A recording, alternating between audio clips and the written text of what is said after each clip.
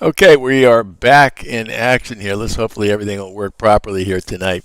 My name's Steve Rennie. I am the Ren Baron, and this is my Ren Baron Learning to Fly YouTube channel. It's about 6:30 here tonight in Los Angeles, California, but you'll notice that the sun is shining out here in a second in Seattle, Washington.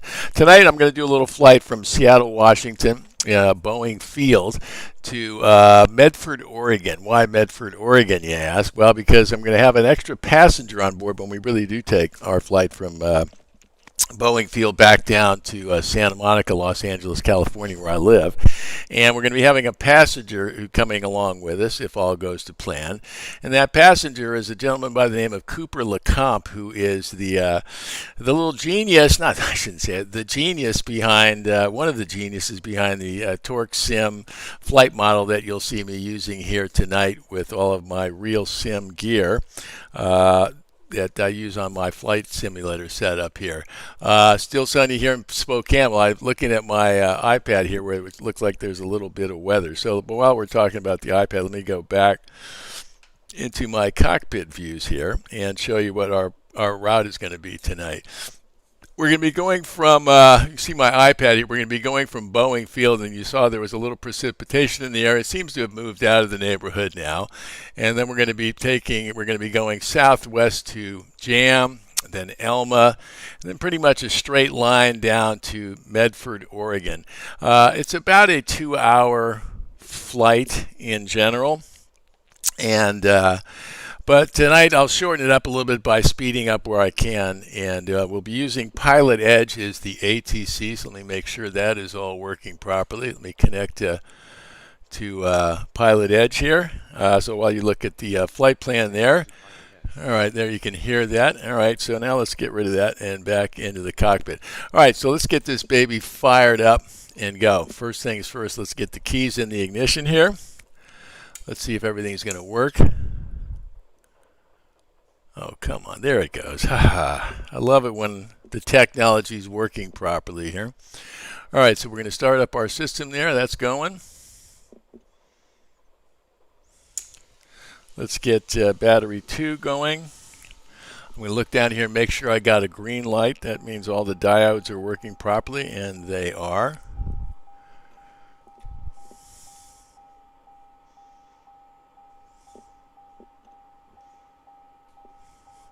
Okay, let's go back up top. We're going to get rid of that pesky little sound right there, that warning caution. Okay, out. Okay, great.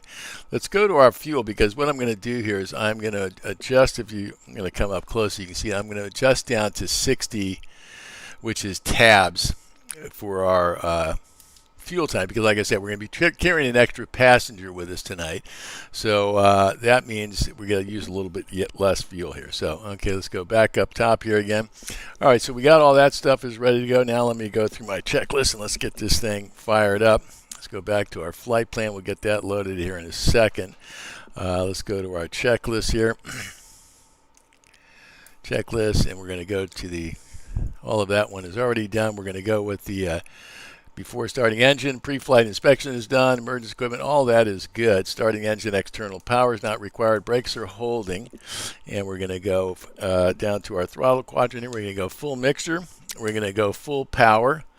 We're going to give it a little high boost pump here for about 4 seconds. 1,000, 2, 1,000, 3, 1,000, 4. That's all good. Now we're going to switch our ignition, switch over to both, which is where I like to have it. Then I'm going to pull my throttle back to 1/4 inch. Then we're going to go up top here, and then I'm going to fire this baby up. I'm going to hit the boost pump and give it a go. All right, got a nice clean start going there. Let's get our alternator 1, alternator 2, our avionics. I should have had my strobe on. My apologies. All right, let's go through that checklist again. Okay. Strobe lights are on, mixture, power lever, fuel pump, propellers clear, all of that's happening. Mixture, oil pressure is going to start coming alive.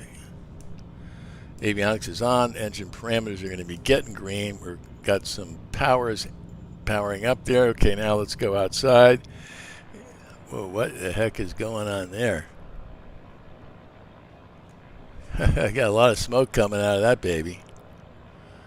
I've never seen that. Hope that's not. All right, maybe it's just cold up there. I don't know. Okay, our flaps are up. Radio and avionics. Let's get our radio and avionics set. Let's come back into plane here. That's a little scary, isn't it? All right, so let's. Our power is at 1,000. Let's get our radio set here. ATIS for Boeing field is 127.75. Let's switch that into active. Our we're going to 132.4 is going to be our clearance. So let's put that at 123.4. And COM2 standby. Let's go up top. I like to have my frequencies up top here. So we got 118.3 for tower. Let's flip that over and your radar contact 3 miles southwest of the help. And approach we're going to pick up. Let's get our cast. Temperature 12, dew point 11. Altimeter 3017. Arriving and departing runways 14 left, 14 right. ILS runway 14 right approach in use. Simultaneous approaches between Boeing Field, Seattle International. Expect aircraft above you on final. Read back all runway assignments and hold short instructions. Advise on initial contact. You have information Yankee. Okay, let's get the winds on that. I didn't get that. King County Airport. 8 is information Yankee. 0053 Zulu. Wind 140 at 9R. Visibility 10. Light rain. Ceiling 1,200 broken. 1,600 broken. 2,400 overcast. Temperature 12. Dew point 11. Altimeter 3017. Arriving, departing runways 14 left. Okay, so we got our ATIS now. Let me pop my little mug in there. So we've got our ATIS now. We've got runway 14, it looks like. We're going to have some clouds as we get going, some more broken clouds, and then a ceiling. And then once we get above that, it looks like we shall be free and clear here. So that's all good. All right, so let's now get our flight plan in here. Let's get KBFI. I got what I've got filed here. Let me go over to our flight plan here on my iPad. Okay, and I'm going to flip that up there for you to look at, and we'll just put the, oops, hang on, cockpit, iPad, and there's your pilot with you. Okay, so you can see our flight plan here is KBFI to JAM, ELMA, OED, and then KMFR. So we're gonna call up clearance delivery here and see what they give us as far as a departure, and then we'll program the whole thing in here. Boeing Field clearance delivery, Sierra 768 Foxtrot Sierra at General Aviation Parking with Yankee. I'd like to pick up my IFR flight plan to Medford, Oregon, Kilo Mike Foxtrot Romeo. 327 Juliet, Salt Lake Center, good evening, climb and maintain flight level 400. November 768 Foxtrot Sierra, Boeing clearance, good evening, clear to the Medford Airport. Nirvana 1 departure. Radar vectors ELMA intersection, that's Echo Lima Mike Alpha Alpha. Venice filed. Climb via the SID, you can expect 12,000 5 minutes after departure. Departure frequency 120.4, squawk 1714. Okay, let me read that back to you. We're cleared to Medford, Oregon on the Nirvana 1 departure. Radar vectors to ELMA. Then as filed, we'll climb via the SID 12,005, 120.4 on the departure frequency, 1714 on the squawk, 85 Sierra. Right, Foxtrot Sierra, back. Okay, let me get that programmed in, and I'll come back to you for taxi clearance, 85 Sierra. I will be here. Good to know. All right, let's do this now. Let's go to our cockpit direct. Let's come up close so you can see what we're doing here. Let's go. First and foremost, we're going to put KBFI in there. Then we're going to put the JJA MM, and then we're going to hit enter, enter. Okay, then we want Elma, E-L-M-A-A, enter. Okay, then we got OED, OED, enter, enter. Okay, then we got KMFR, KMFR, enter, enter. All right, now we also want a procedure here. We want to select the departure. The Nirvana 1, love that. And our transition, let's see what our transition is going to be. Doesn't give us a transition, so we'll get radar vector, so we're going to load that. Nirvana 1, and let me go check that out now. I'm going to go on my iPad here, just kind of keep everything in sync because I have more options on the iPad here than I do on the sim at the moment. Hopefully my friend Mr. Cooper LeComp will take care of that. So we're going to fly via the SID, and so let's see what it says here. It says, let's go up here. Okay, obstacles.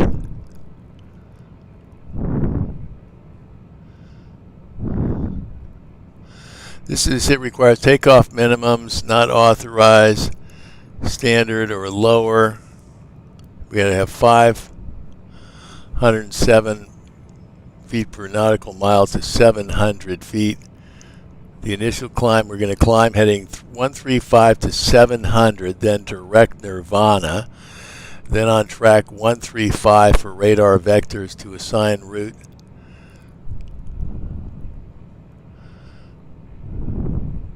Maintain 2000 is assigned by ATC. Okay.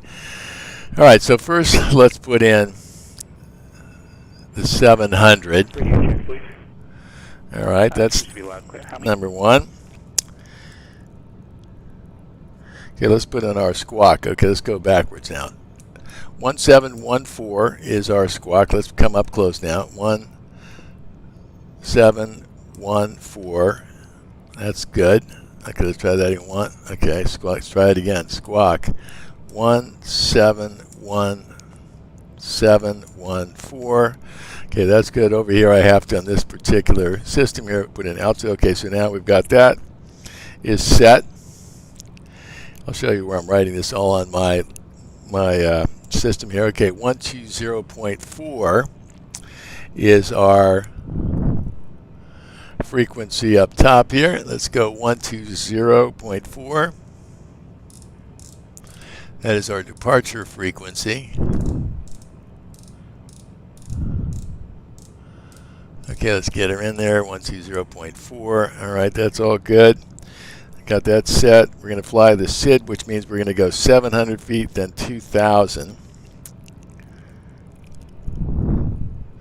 And we get all that is in our, all of that is in here, which is all good. All right. Now we've got Elma, Nirvana 1 radar vectors back to Elma. Let's get that added to our route here. Nirvana 1, add to our route. I'm just playing around now with my iPad here, so he's going to give us back to Elma. Radar vectors to Elma. Okay, so let's get rid of jam on this. We're not going to need jam. Clear, enter. Okay, there we go. All right, so I think we're all programmed there now, and let's go back up top here to the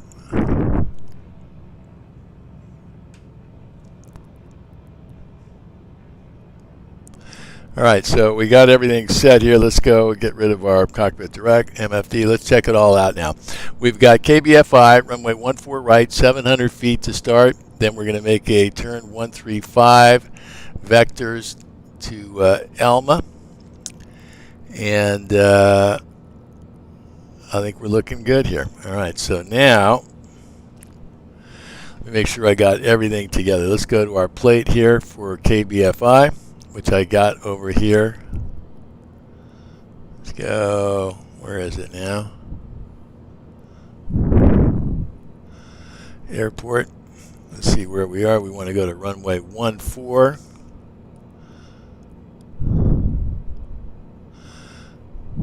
Okay, let me show you my iPad again, which gives you a little bit more information. Here's where we are on the ramp.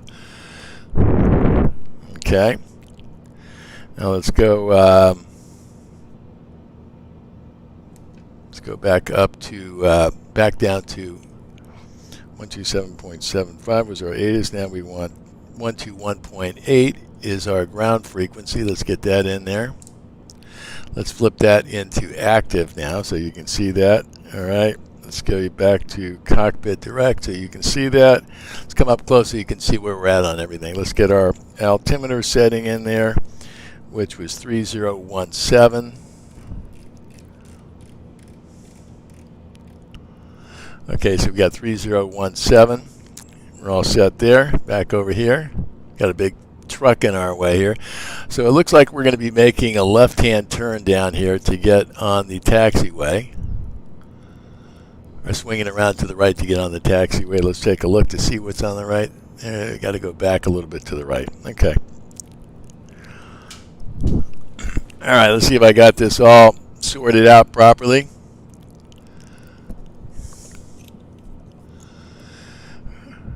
All right, folks, are you with me here? All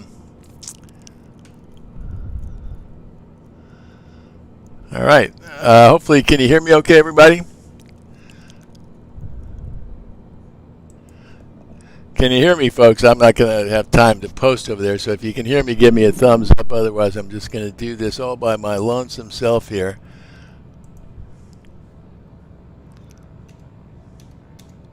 Sound okay? What's a question mark? Okay. Yes. All right, good. Thank you, Barry. How long are you doing this for? 2 hours. You're just taking off? Yeah. That was the my wife, the Baroness, poking her head in here. Okay, let's get on out of here now. Let's call for our taxi clearance. And let's get rolling here. Boeing Field Ground, Sierra 768 Foxtrot Sierra at GA parking. Ready to taxi with Yankee 8 Foxtrot Sierra.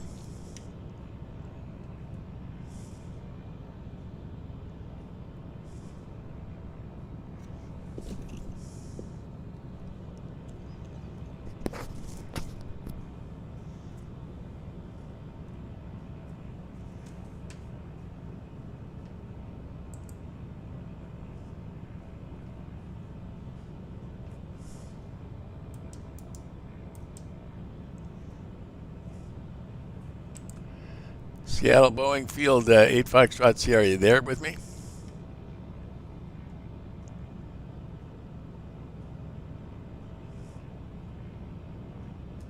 Okay, looks like we've lost live ATC. Let me see if I can get them back. Hang on one sec.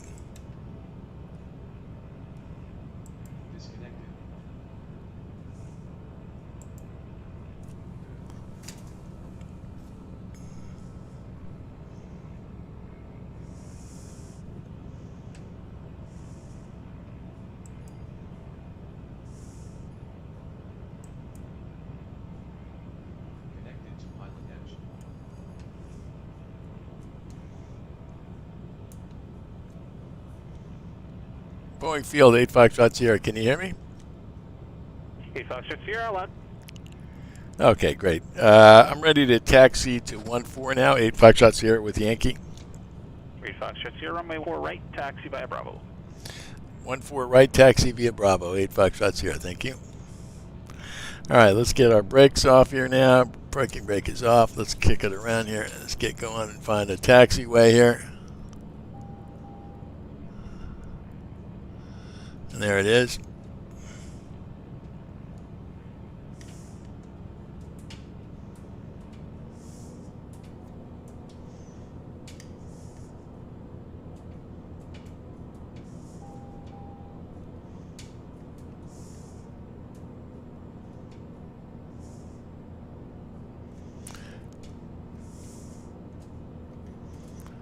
Okay, we're on the taxiway now. All right, all good. Let's go to our checklist here. Pay attention here. Radio avionics are all good. Parking brake is off. Let me pay attention here. HSI orientation is good. Attitude gyro is good. Turn coordinator is working properly. That's all good. Okay, doors are latched and closed. Seatbelt and shoulder harnesses are secure. Air conditioner is off. Fuel quantities confirmed. Fuel selection is on the fullest tank. Mixture is up. Flaps. We got flaps in. Transponder is set. We'll do the rest in the run up here.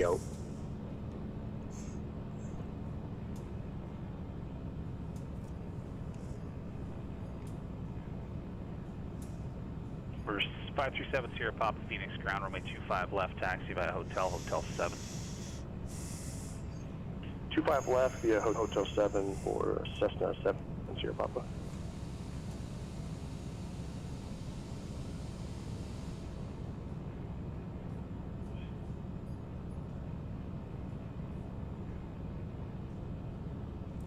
All right, so we're on our, let's show you my cockpit iPad there. You can see us on the taxiway there. We're making some progress here.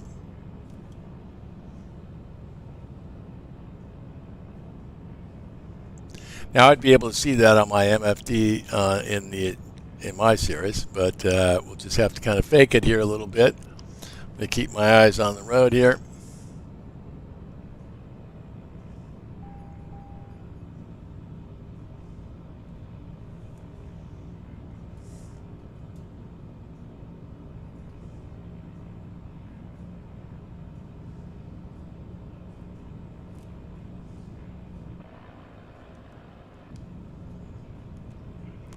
Okay, we're not smoking anymore. That was kind of scary.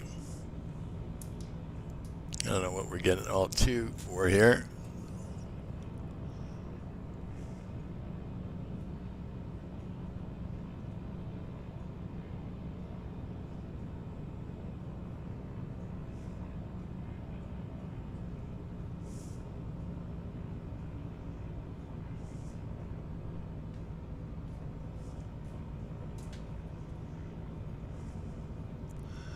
Okay, this looks like a little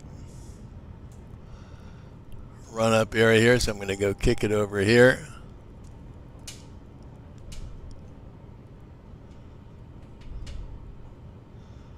Oh, there's the run. Let's go over here and we'll just do a quick run-up. I think we're at the end of the runway here.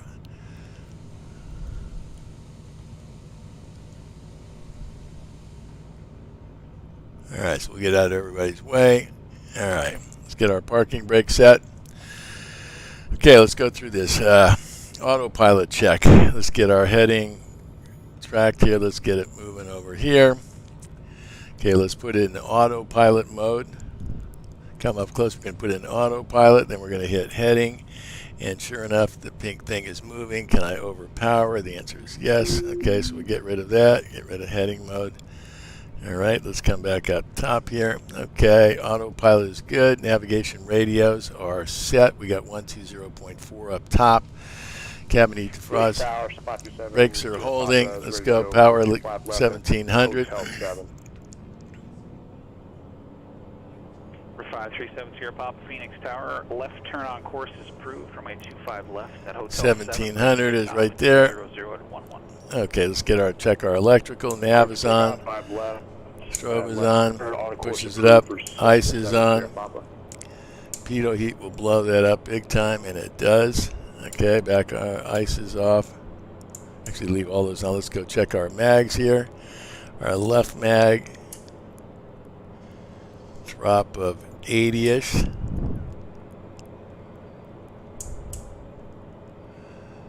Right mag is a drop of about 40, 50. Our EGTs are coming up. That's all good. Back to 1,000 here. Okay, let's come back over here. Flight plan. Let's go flight plan checklist again. Okay, so power lever is good. Back up close here. Alternate, we checked all that. Voltage is charging. Pitot heat not required at the moment. Navigation lights, we're going to get them all on here. Let's get rid of pitot heat. Let's get rid of ice. Magnetos we've checked. Engine parameters are all green now. Power lever is back to 1,000. Flight controls, let's check it. Flight controls.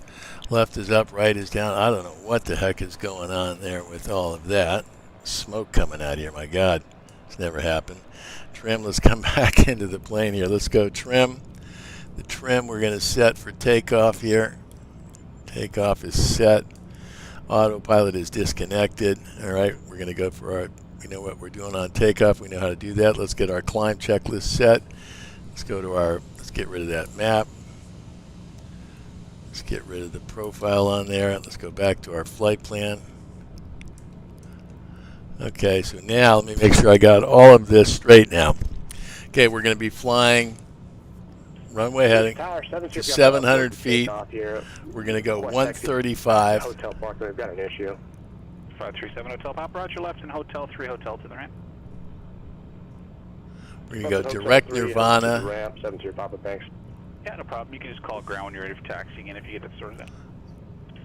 We'll call ground. We're ready to go. Thanks for 70 Papa. Okay, so let's set our runway heading as 135. 135 is where we want to go once we get off the ground here. Let's put it in the heading mode here. Let's get our takeoff go around set here. And let's switch over to tower now.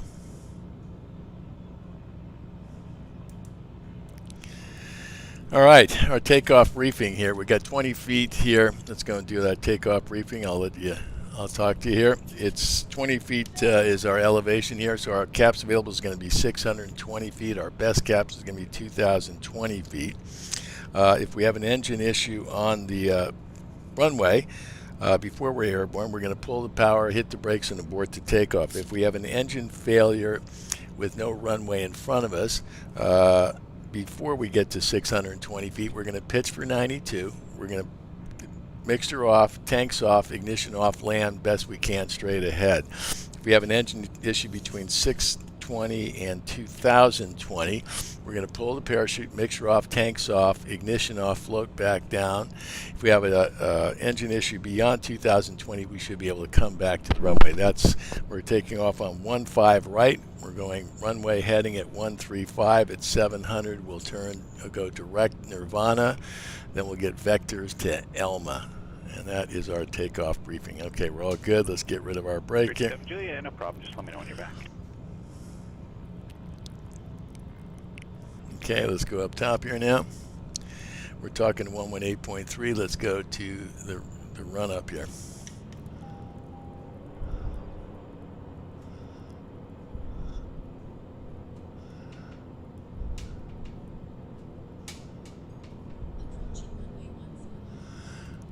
Boeing Tower, Sierra 768 Foxtrot Sierra, holding short runway 14 right, ready for departure. 768 Foxtrot Sierra, Boeing Tower, runway 14 right, clear for takeoff, wind 150 at 9er. 14 right, clear for takeoff, 8 Foxtrot Sierra, thank you.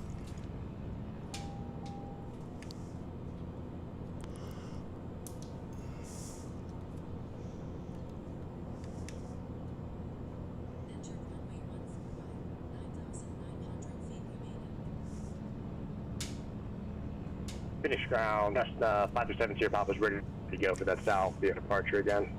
70 Papa, roger, runway 25 left, taxi via Hotel 7. Okay, let's get her all together here. 25 left via Hotel 7 for Cessna. All right, go around. We got heading mode. Okay, let's do this. Denver departure flat is 271 Sierra Delta, DC-12. We're on the ground at Rocky Mountain Regional, and we're requesting IFR clearance to Cessna Airport, please. Trim it up. It flaps up at 90. 700. 271 Sierra Delta clearance on request, standby. Walker 175, Albuquerque Center, good evening. Runway 25 left, descend by the high turn 1 around.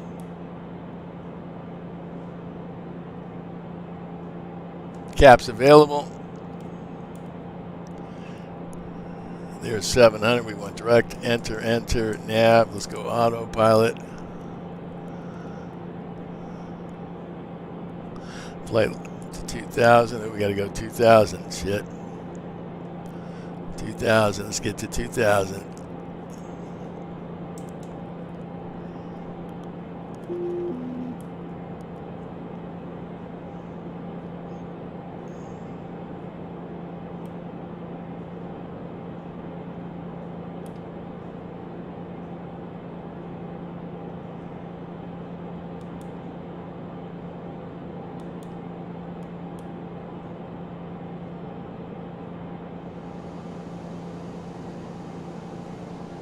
Let's go flight level change. Airport 2, John Wayne Airport with Kilo.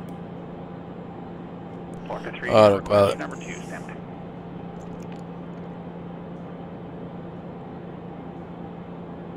Okay, let's get down to 2,000 here. All right.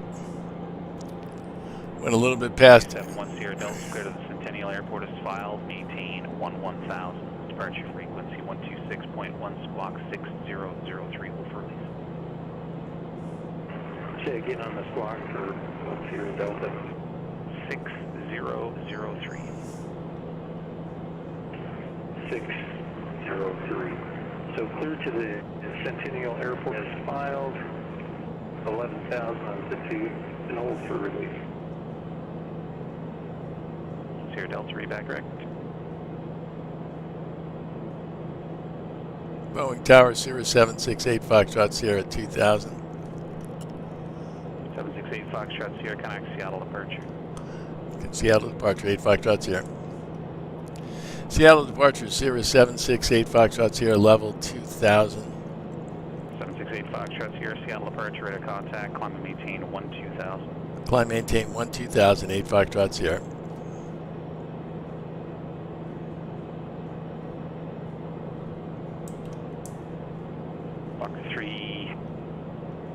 Walker 380 is clear to the John Wayne Airport, Coast 9 departure. Fellows transition, then is filed. Maintain 10,000. Departure frequency 135.1, squawk 4547. Okay, clear to the John Wayne Airport, Coast 9 departure. Fellows transition, then is filed. Maintain 10,000. 135.1, squawk 4547. Walker 380. Walker 380, read back correct. 768 Foxtrot Sierra, right turn direct Elma, resume on navigation. Right turn direct Elma 8 Foxtrot Sierra.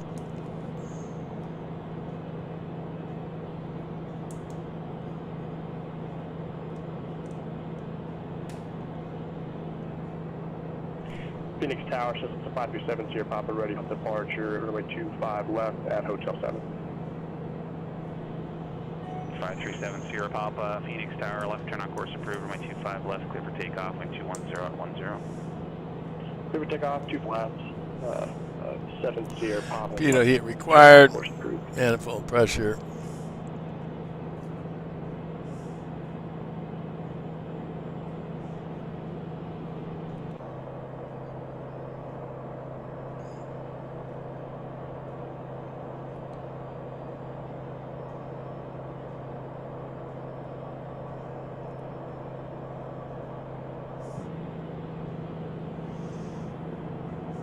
Checking for icing, nothing there right now, we're looking good. Check the right side, nothing there, we're good. Heading into a little bit of clouds here.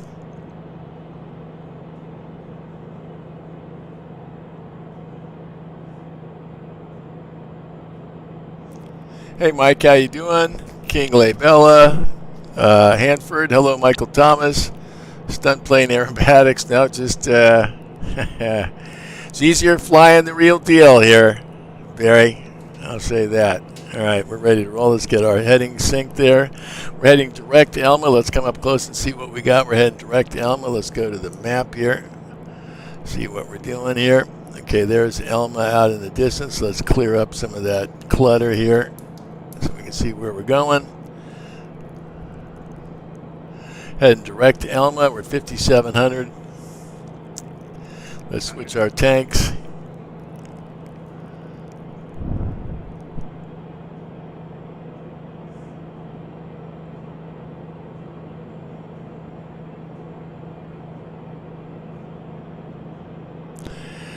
You know, it's funny, folks, I've been to Seattle a number of times, and I don't think I've ever been there when it was raining, strangely enough. For all the reputation of rain, I've got pretty good luck. At least the smoke, I don't know what that smoke was, Barry. But I'm happy to see it's gone. I'm going to come up close on the iPad here so you can see what's going on here. We're heading direct to Elma. You can see the tops for most of these clouds were pretty low. Normally, I wouldn't have been that excited about going out into the weather, but the tops were pretty low. And since I Radar contact, Sierra Papa. Started- Frequency 118 since I started planning this earlier today, the storm has all moved east and it should be clear sailing down to Medford, Oregon. So let's get back to the cockpit direct here.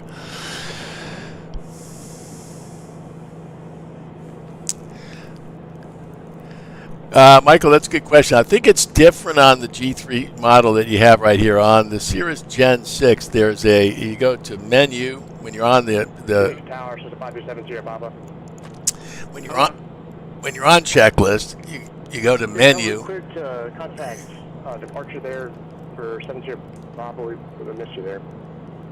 Right, yes. Hang on one second. I'll wait till he stops talking. Back to Again, Sierra Papa. Sorry. 7 Sierra Papa, contact Phoenix departure. Change the departure frequency. Over to departure, 7 Sierra, thanks. all right, Michael. Back to your question on the Cirrus Gen 6. I will say that on this model, which is a G3, Departure 7 Sierra Papa with you 4,700. a little bit different on the checklist. Phoenix departure. On the Gen 6, you go to the menu button when you're in checklist mode, and you click the menu button, and there's you can roll down to Your altitude restrictions. to an instruction that says reset all checklists, and that's what I do. When well, a lot of chatter tonight. Well, How well do you hear the radio? Thank you. Walker 175, contact Phoenix approach 1. Michael, what model Cirrus do you have? Number 327 Juliet LA, can you hear this radio? Thank you. All right, let's take a look out there. There we go, on top, beautiful view. That's it's one of my favorite views in flying. Anyway, Michael, I hope you got that on the. Phoenix approach, Walker 175, Wow. 16.6 on the Hydra 1 with Sierra.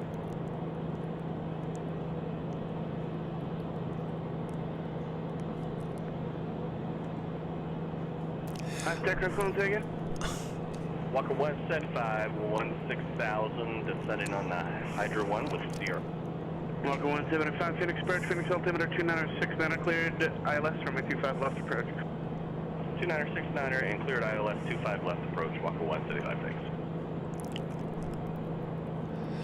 Just on the G3 sim, there is no way to clear it. I think you got to just go back through there and just click them all and unclick them to get them back from green. Like I say, on the G6, which is, I've been told, Whiskey out there in your ground on my tree, taxi via Foxtrot. kind of gets rid of some of the irritating checklist, issues on the earlier ones. They're just a nice, easy button. You click the button, it says clear all, reset all menus, and you're good to go. So it's good stuff. Got to be able to good chat with you and have a good flight. Might fly the same route tomorrow. Okay, Barry, good luck to you. This is the way to do it. Just practicing. All right, thank you. No problem, Michael. Happy to help where I can. All right, I'm going to get rid of my mug out here. Let's enjoy the view a little bit. And once we make that turn, let's get rid of the flight plan up there. Once we make that turn left from Elma down to OED, we will speed things up a little bit, and 7 o'clock here, and we'll go from there. Oops. All right, so there's our route. Love the iPad. I don't know how many of you folks use the iPad in the cockpit. I've only been Open ground, hello, Walker 380, gate 10, taxi with Kilo. flying for a short amount of time in the big scheme of things, and I've only ever Walker 380, number 30, taxi via Uniform Whiskey. Runway 30, uniform whiskey, Walker 380.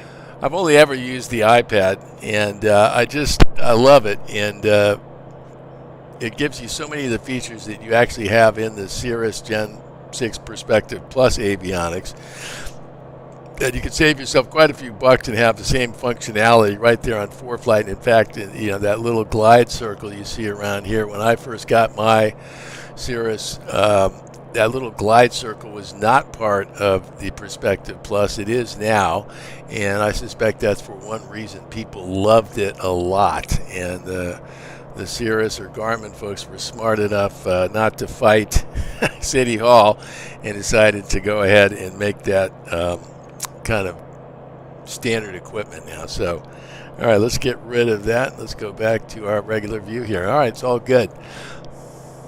Let's come back in the cockpit and do a little checkpoint Charlie here and see where we are on everything. We are heading direct Elma. We're 34 miles. We're at 12,000 feet, which means checklist time, cruise checklist. Okay, we went through oxygen. I did all that stuff. Now let's go to our cruise checklist. And oxygen is not required here. Actually, it would kind of be almost required. Let's set our power back to 29 here-ish. Let's pull our mixture. Let's come back to our throttle. Let's pull our mixture back. And let's kind of get a little bit lean here. Runway 3. Runway 3, cleared for takeoff. Runway 3, clear for takeoff. 13 whiskey. Okay, that's going to keep our CHTs really kind of nice and low here.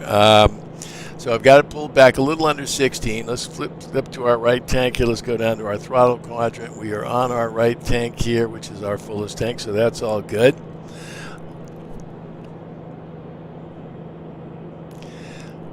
Engine temps are good. That 296 is lower than I would typically see. And we're going 155 knots, 183 true airspeed, which means we're banging along at 200 miles an hour plus. You got to love that. That beats driving down the freeway. And let's go back up to here. And we are looking good here. Now, for some of you folks, I'm not a very mechanically oriented guy, but I'm going to show you something here. Get rid of all this.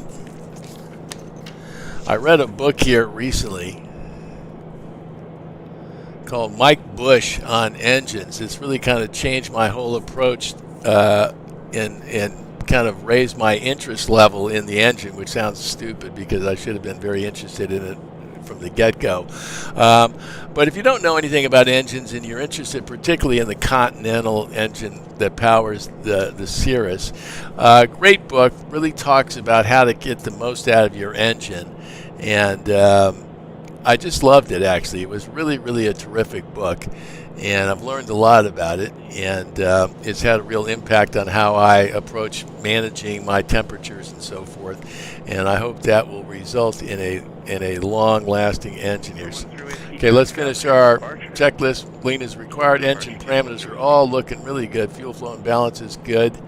And we'll set our descent checklist, come back to our flight plan, and start taking care of some business. Now, once we're up here at altitude, and I have a free minute, what I like to do, what I've learned to do, is to take that time and not become a passenger or a sightseer, but take care of a little business. So what I'm going to do is I'm going to set my frequencies for Medford, Oregon. So 127.25 is our ATIS. Marker 175, I just realized I probably told you cleared for the ILS when I meant to say expect the ILS. Expect the ILS 25 left. Tower is 119. Roger that, Marker 175, no problem. So 119.4 and 127, so that's all good now. So now I'll come back up top. Now I don't have to worry about that. Once I get closer to the airport and they tell me to switch over, all I'll do is quickly switch over to Mike 2. I'll switch it back really quick there, and that's how I handle it. Some people handle it a little bit differently. I like to have all of my destination airport frequencies loaded on COM2. I'll do all the other changes up top, and that way it's one button push for the money, which comes in very handy when it gets a little crazy at the end there. Okay, the Baroness is entering the cockpit right now. She hates it when I show her face, but there she is, upside down. Okay. There's the Baron. There we are. Here's where we are, hon. We are. That's a good question. We are coming from. You're in the back seat on this flight, just like this is how it would actually be. My wife in the back seat. Over to my right would be the young and very smart Cooper LeCompte, programmer extraordinaire. We are heading from Seattle Boeing Field Hunt. We took off on the Nirvana 1 departure. You got to love that. They got a departure called Nirvana 1 and another one called Cobain 1. All right. A tribute to drugs and alcohol and all the good things it can bring in life, I suppose. I shouldn't say that. I used to be in the music business, a little cynical. You got a question there, Hunt? No. About making some merch, some Red Baron and Baroness merch. What? Some Red Baron and Baroness merch. The wife wants to sell some swag here, folks. Oh, for us. Yeah, we're going to have the Ren Baron World Tour 2021. All right, there she is, the wife. Hello, Baroness. Jason Mutlack says. Yeah, is it Yasim or is it Jason? Did I pronounce that right? 4,000, Marker 170. I hope I did. We cleared altitude on the west side transition for that arrival was 7,000. You should have leveled at 7 after Lamo and stayed there until instructed. Yeah, roger that. My fault, Marker 175.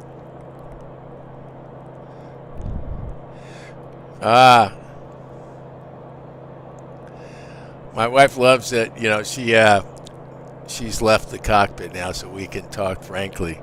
She hates it when I show her on camera. She thinks she looks horrible. I think the wife still looks pretty darn good. I kid her all the time about all those. There's a couple great aviation channels, you know, one of which is a young guy and his very attractive wife who is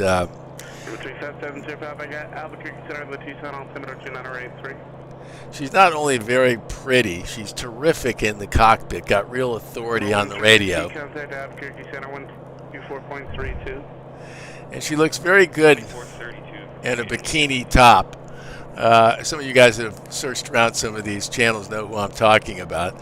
Pilot from Illinois. Anyway, his wife is terrific in the cockpit, and so I was kidding around with my wife. I said, I need you to be a little more revealing, and that was not met with any sense of humor at all here. And take it right up to the Bay Area. Come out of the cave, Beozi.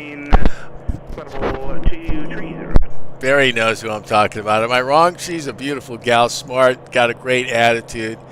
But I'm just going to say it on behalf of her husband.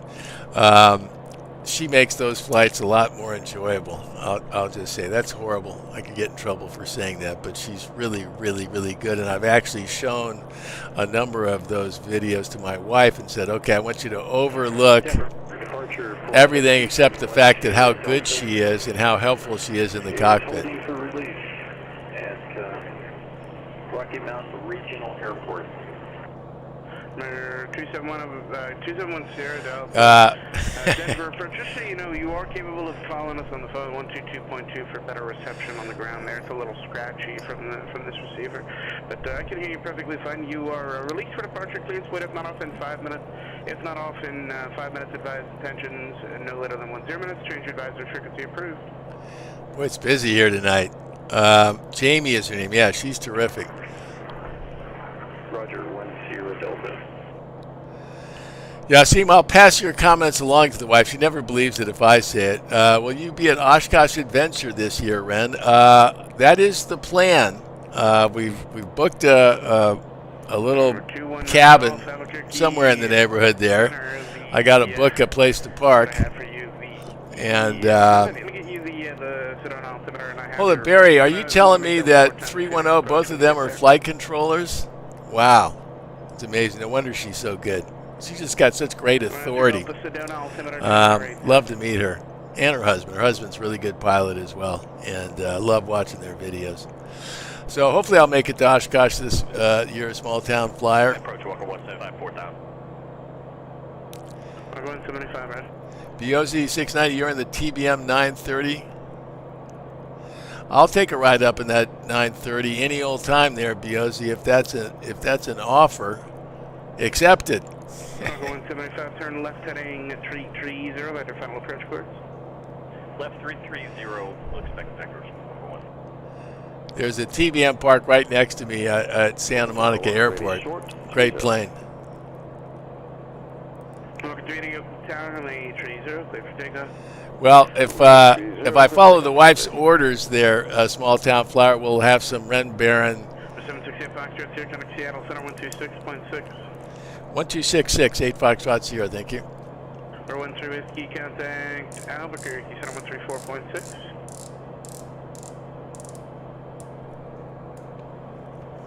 Seattle Center, Sierra 768, Foxtrot Sierra, level 12,000. 768 Foxtrot, here, Seattle Center, Olivia, altimeter 3016. 3016, 8 Foxtrot Sierra, thank you. Okay, let's come up close. We got 3016 in here. We're at direct Alma, 6.5 miles. Let's go ahead and switch our tanks over to the left here. Back up top. Parker 175, listening 270, intercept 25 left localizer. Yeah, Sam, when you do get your real sim gear, Cirrus Perspective Plus gear, you're going to love it. It's a game changer when you can actually use the sim the same way you do it in the, let me see if I can give you a little, this pretty much approximates, not this is my little, we'll call that my X-Plane box here where I've programmed in a lot of the commands in there. But this is pretty much the feel I get in my own cockpit. I've got coming on Wednesday, let's see if I can push it down a little bit. Right here I have the old Logitech throttle quadrant here. And on Wednesday, I'm going to get a brand new Cirrus style throttle quadrant from Real Sim Gear. And Real Sim Gear, it's not from Real Sim Gear, sorry, from Noble Flight Sim. And the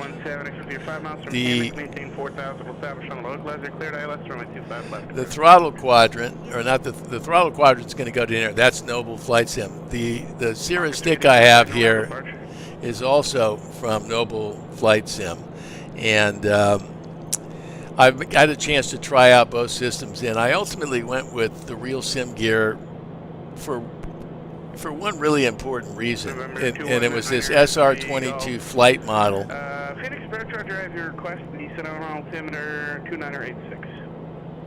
And the Torque Sim guys have done an unbelievable job in building in more function today for the flight sim model than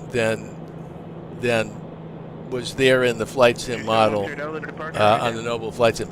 That's going to change, I think, because one of the gentlemen, okay, we're making our turn here, so let's pay attention here for a second. 12 radar tech 6 miles southeast of Jeffco, say approach request at the Centennial.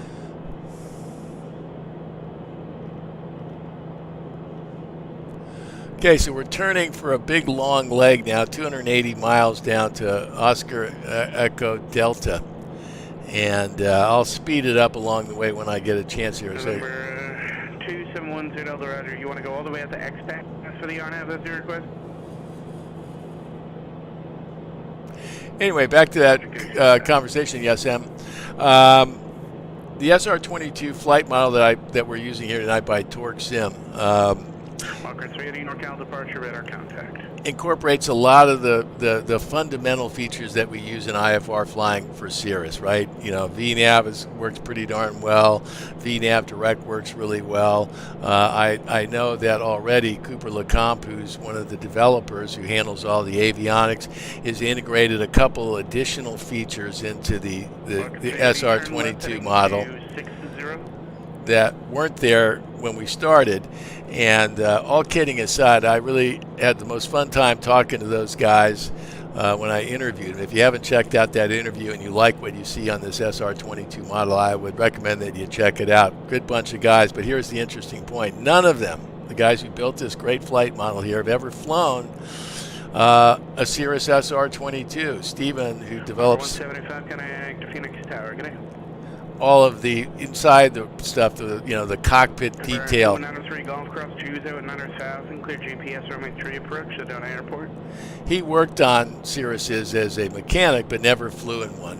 Cooper LeComp. November 271 Delta, turn right heading 170, that's just for XTAS. Is the reason we're flying to Boeing Field, is to pick up my friend Cooper LeComp, put him in a real Cirrus. 13 Delta version 170. for 5 hours and let him see how his model stacks up against the real deal, but also because I hope that it will inspire him to incorporate some additional features into the model here. So that's my ulterior motive. But if it turns out he just has some fun times, that would be just great. He's a great kid. I shouldn't say a kid, but he's 19 years old. He keeps always talking about how when he was young, when he started flying or started doing flight modeling. 380, turn left heading 200, intercept the point. Ray is 151 radial, join the departure. And he was 12 or 13 years old when he started. I told him, I said, when you're 65, young is 45. So anyway. 380, climb to 190. So Yasim asked, how different is the, let's see if I can put another little, let's see here. Okay, now let's back to over here. All right, I'm going to do a little, well, actually I have, let's see something here. Bear with me for a second. I'm going to do a little showbiz here for us. Cockpit with chat.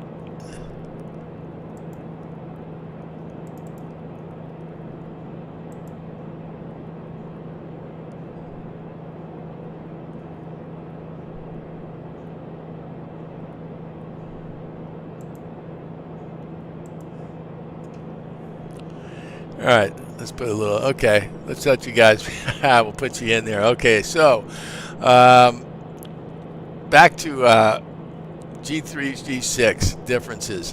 I noticed some small differences, Yasim, on the engine numbers, but that's one because one's a turbo normalized engine and mine has a regular turbo. I'm not sure I know the difference, except that I'm happy to have the Continental IO 550.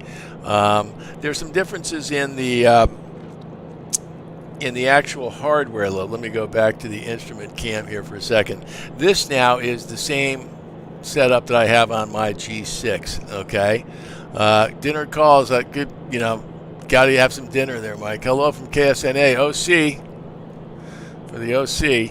Let's go back to the cockpit direct here. And let's go cockpit chat there. Let's hear one for the OC. Good to see you there, Paper Pilot.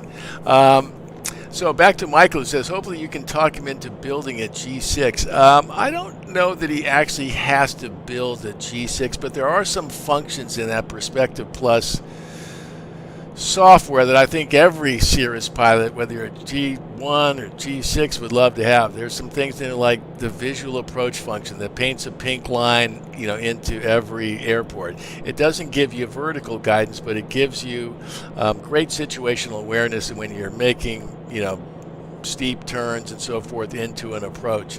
That's one that I just love. There's some functionality in there right over here. Let me get it out of here. Let's go back to the cockpit here. And right over here, down, let me get out of the way. Down here in the VNAV area down here. Let's come up close here. Right here in this VNAV profile area, there's all kinds of great information. On my plane, if I went up to KMFR, there would be some weather information where I can quote cheat ahead. And if you watch some of my other videos, you know I always talk about I'm going to cheat ahead on the weather. That I'm getting, you know, weather at the waypoint based on the last ATIS, and I'm getting that through XM, you know, satellite rate, you know, weather. So some great features like that make it just amazing. Frankly, I've had a couple former airline pilots in the plane who just marvel at how much technology that's built into these Cirrus airplanes today. If you ever go to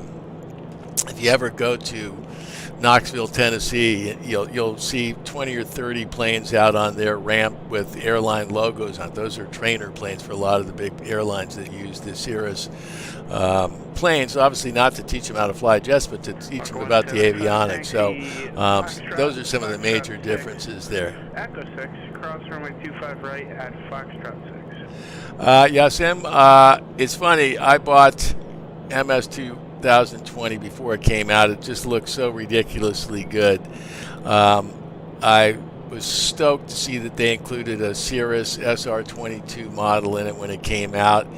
And I had such high expectations, and I couldn't have been more disappointed if I found out that Cindy Crawford was a man. Okay, it was a disappointment, because for me, and I think a lot of the Cirrus pilots I talk to, they want a tool to help them learn how to fly their plane better, and the Microsoft 2020 is anything but a tool. It's really, I think, a video gamer's flight model, and hopefully that will change over time, because the scenery is nothing short of spectacular. But it's got to have some brains too, and the MS-220 2020 is like the proverbial pretty girl, handsome guy with no brains. Fun to look at, not something you want to live with. So that's my review anyway. Alrighty. So let's see. So now what I am going to do, and you can do it to some degree, 125 for 7 Papa, thanks. is I'm going to go. 175 join Delta 6 Delta to parking, monitor ground. I'm going to cheat ahead here on this one by putting in our cockpit iPad and hitting KMFR and seeing what the weather is. The weather is 340 at 12. Now this is the in-the-moment weather that we've got right now. The actual weather at Medford, Oregon right now. This flight model that you're looking at right now was set for taking off at 8 o'clock in the morning. So report for cancellation of missed approach in the air. This frequency are on the ground via 122.2 within 5 minutes of landing. Change advisory frequency as present. okay, so the weather there is 340 at 12, so that means we're landing on runway 32 is what it looks like right now. We've got an hour and 24 minutes before we get there. You can see that up here. We're going to have 26 gallons. We're going to have 26 gallons when we get there, which is great. And so we're looking good right there. So let's go back up to the regular default. Oops.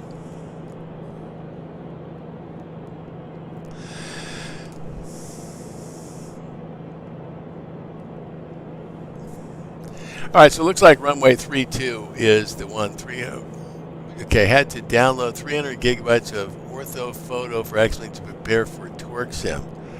Well, Yasim, it sounds like you're a real bona fide X-plane sim guy. I'm stumbling around at best, so I'll have to go check that out here. For me, though, honestly, right now, I'm not nearly as interested in the scenery, which is quite good. Let's go take some scenery right there. Actually, here's my favorite view. I'm not nearly as obsessed about the scenery as I am the function of things. And because for me, this is a tool. This is just like going to the driving range if you're a golfer and practicing, or going out to the short game area and practicing specific things. So I'm using this flight sim in a very practical way. I'm flying all the approaches and departures out of all the legs that I think I'll be flying on this upcoming trip. Mostly because what I learned on our last cross-country trip was that I wasn't nearly as prepared as I needed to be. And I was counting on the plane to do everything, when in fact the plane still needs a pilot. And the more technology you put in that thing, the more important it is that the pilot understand how to use all those tools and use them in real time. Bang, bang, bang. Not like, what was that? And I had a few of those what was that moments. And while they might be great learning lessons for people, I got a video of my worst 5 minutes or 10 minutes of the pilot, which I look at now and it's just freaking painful to watch. I don't want to have any more of those. I want to have some great flight videos. I want to have a great video of my wife and I flying down the Hudson River at the same level as some of those buildings that I've spent time in in my business career over the years, and so that's what I'm looking for this time. A little less high drama and a little bit more pro level flying. So, all right. So we got 11 folks watching. I love this streaming. It's good fun here, and but it is 7:32, so I'm going to see if I can speed this up a little bit. So let me talk to the tower, Seattle Center, and see if they'll let us speed up. Seattle Center, Sierra 768 Foxtrot Sierra, level at 12,000. I'd like your approval to speed up my X-plane speed to 4 times, please. 768 Foxtrot Sierra, that's approved. How far would you like to go with it? How far before we get a frequency change? Number 768 Foxtrot Sierra, about 30 miles, so next frequency change. Okay, I'll come back to you after 30 miles, and then we'll get that frequency and then do it again. Thank you. Gotcha.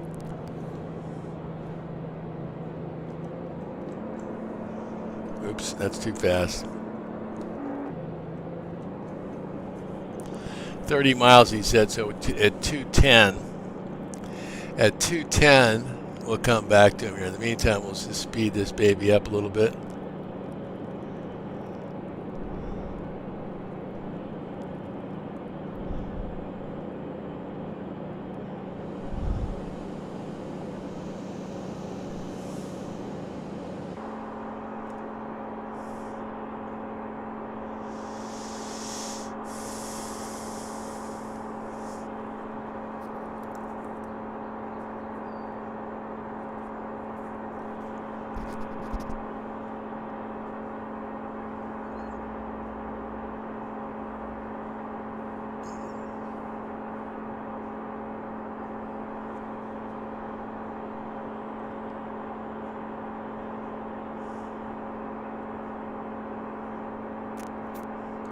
All right, there we are, moving, cranking along.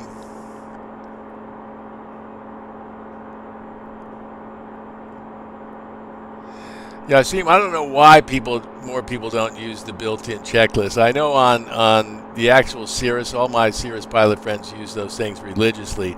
I guess some folks would prefer the paper. I'm a paper and pen guy, but I'm also a big lover of technology here. And the truth of the matter is, I think it makes all the sense in the world to have your checklist here. I have paper checklists in the plane as well. I also have all those checklists on my iPad and on my iPhone, just in case something goes sideways. But having it on the MFD is just, to me, it just makes all the sense in the world to have your checklist right there where you need them.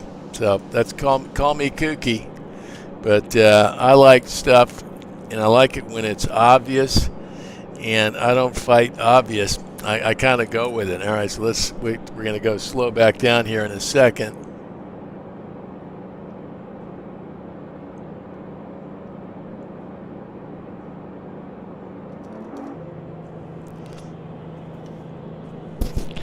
Seattle Center, 8 Foxtrot Sierra, back with you at 12,000. 8 Foxtrot Sierra, contact Seattle Center 121.4. Seattle Center 121.4, 8 Foxtrot Sierra, thank you.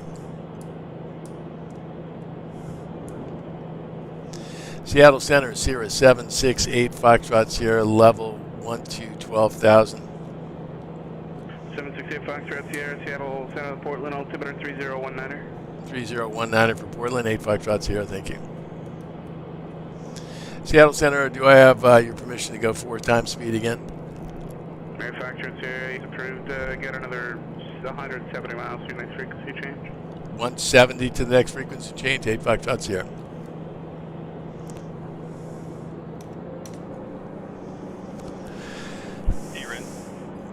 Hey, who's that?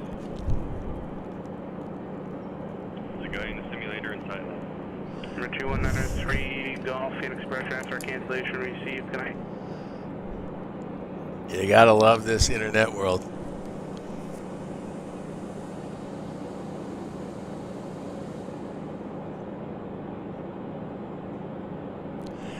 All right, Yasim, I think I answered that question on the checklist. I literally don't know why everybody wouldn't use them, but what I find is that they're, and again, keep in mind, I'm a 65-year-old certified old guy. But I talked to a lot of more experienced pilots, much more experienced pilots than myself, who learned on the old traditional gauges and so forth. And frankly, I don't know how they did it all, to be honest. I've only ever flown with glass panel, even in my early days of training. You know, they had a plane that I used at Santa Monica Flyers. It wasn't the greatest glass panel, but it was a glass panel. And shortly after I started flying, and I thought that, you know, well, I'm probably going to keep doing this. I'm going to go synthetic vision there. I bought a little experimental plane called a Sling 4, and it had G3X Garmin screen, and it was just awesome. And had a number of steam gauges, traditional dials in it. By the time I sold that plane, there were no more steam gauges. There was no more. It was all digital. And my instructor at the time was a gal by the name of Liz DeStaffany, who now is the Cirrus sales director for Southern California. And she used to kid me all the time. We are not picking up Morro Bay, so I'm just letting you know. Hopefully we won't be too far off course. We're flying on 115 heavy. Liz used Marker 380 Roger, you able to pick up fellows?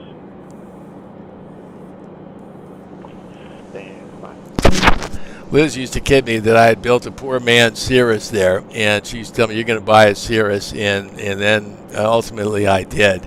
And ironically, shortly thereafter, she went to work for Cirrus. You can just continue on that heading for now, and when you're able to join the Morro Bay radio, you may. Roger, thanks, we'll do. All right, so we're going to speed along here, at 40 miles. When we get down to 40 miles from OED, we're going to get a frequency change.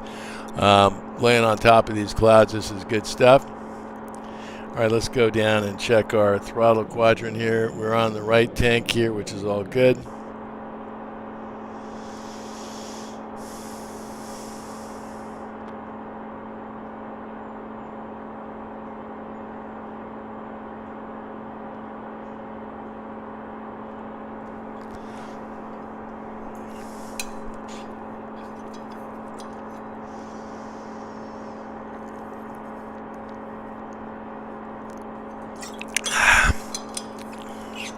Right there is something I don't do very often in my Cirrus, is take big swigs of water, not until I know I'm within striking distance of a men's room. There were two things I wish I had on the Cirrus. One would be pressurized cabin. I don't love wearing the oxygen mask. And the second one would be a bathroom that's not a little red jar or jug. I have one of those in the plane, never used it. I'm just absolutely certain that if I ever had to go that route, I'd hit some turbulence and misfire and never forgive myself for it.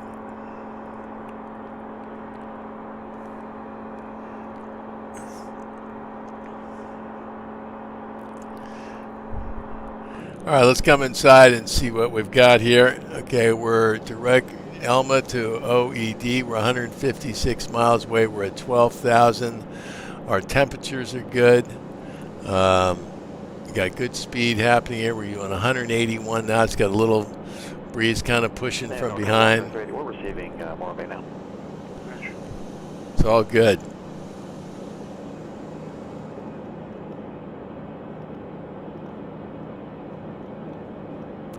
Checking out that wing, right now I'm not in clouds, so no worries about icing, but on our real plane, it's got TKS, which, when I've been up in the clouds and get in, those little icing moments here, is so comforting to have that TKS anti-icing system in there. Makes a huge difference when you do have to go up higher. Having the oxygen on board, game changer. And just got a, big jug of stuff from Aircraft Spruce, 5 gallons of that TKS fluid, which weighs about 50 pounds. And so I'll be loading up our TKS tanks, loading up the oxygen, making sure all that stuff is ready to go. And because my biggest concern flying across the country this time is weather. And and I want to make sure that we don't have to spend much time in that weather. And if we do have to spend any time in it, then I'm using all the tools of the trade to get us through it. 5370 connect Tucson Tower 118.3.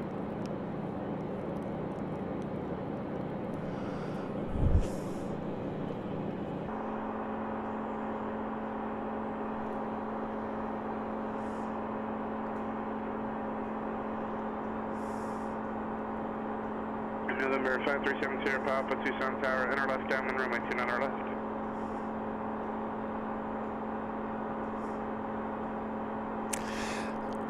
Yeah, they might be discreet. Yeah, see. But, well, after 2 kidney transplants, yeah, point taken there. Yeah, I'll agree with that. On this little flight back from Seattle, because we're only going to be carrying 60 gallons because we've got an extra body on board. Truth of the matter is, the 2-hour flight window, I really actually enjoy that a lot, you know. And on our upcoming trip across the U.S., I think my real limit to where I feel sharp is about 5, maybe 6 hours, more like 5-ish. So on our first day, we're going to fly to Texas, and I'll do the first 2.5, 3 hours will be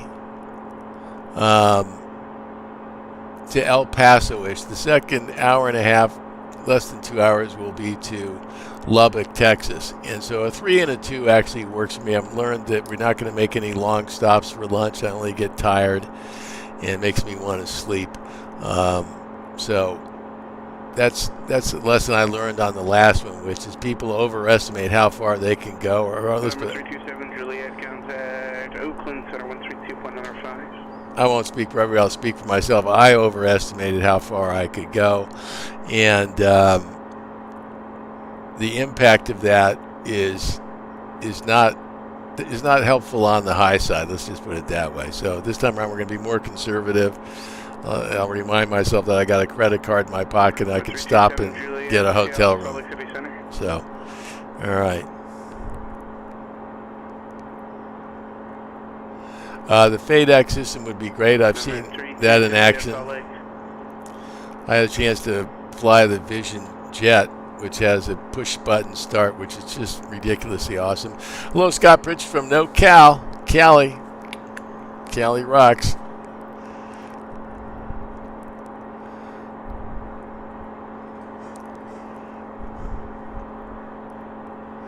I do love this 4 times speed on X-Plane, I'll tell you that. Sure makes things a lot nicer. Okay, so now while we got a little time and while we're ripping along here, we've decided that, let's go back and do a little reviewing here. We went and got the weather, let me show it to you, from Medford, Oregon. The wind's 340 at 12. I'm going to click on the runway tab here, and you can see that runway 32 wind's pretty much blowing right down the barrel, so I love that. So what I'm going to do now is I'm going to go in here and I'm going to load, whoops, let's go back up here, and I'm going to load my approach here. So let's go procedure, we're going to select approach, we want runway 32, it's an RNP, okay, I don't know what the heck that is. Mach 380 contact LA Center 133.2. 33.2, Walker 3, we'll see it now. See ya.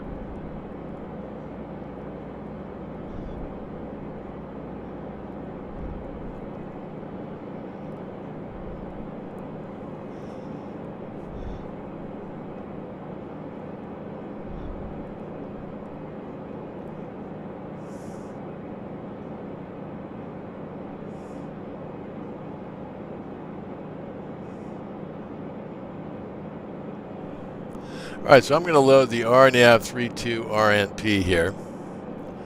And we're coming from the north.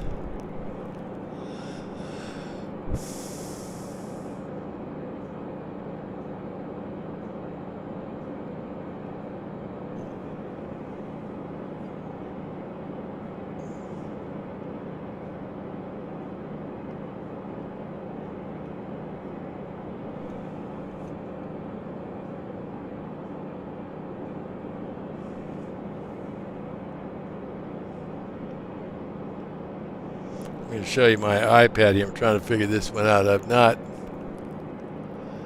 done an RNP approach here.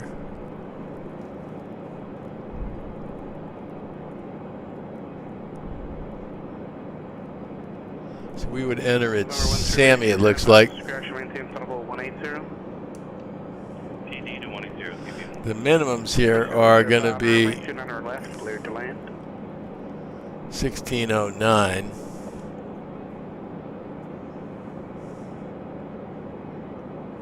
$1609 is going to be our minimums.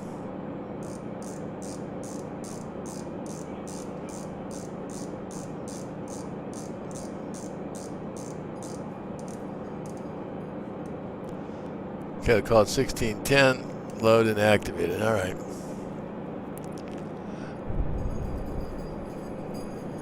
So I'm still looking at it. We're going to come in at Sammy, which is up here.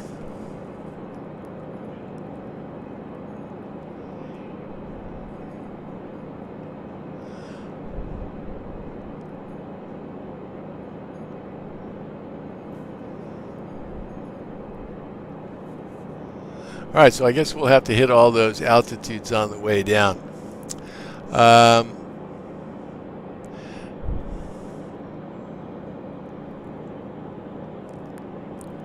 Okay, so let's come back up top here and let's go back to our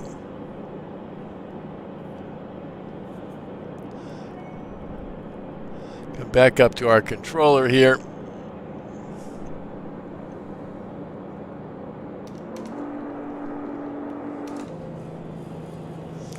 Seattle Center, Sierra 768 Foxtrot Sierra, back with you at 120,000. All right, Foxtrot Sierra. Thank you.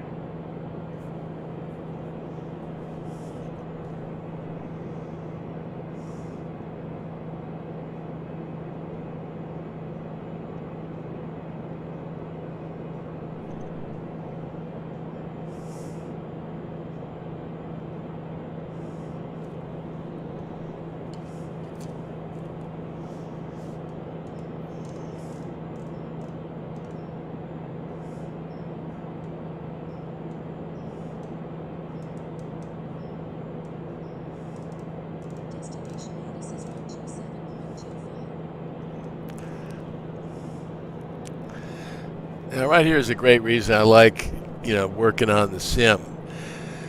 So I'm not familiar with an RNP approach. I've never flown one. In fact, I'm not even sure that I should be flying it in the SR20. But it says here that you got to be authorized to use it. You got to have GPS required, RF required for uncompensated. Cascade approach 124.3. 124.3, 8 Foxtrot Sierra. Thank you. Albuquerque TBM 13 Whiskey 22.2 descending 180. 13 Whiskey Albuquerque Center to Center Pass scratch and maintain 11,000. The Tucson I'll be on right 3. Cascade approach Sierra 768 Foxtrot Sierra level 12 12,000.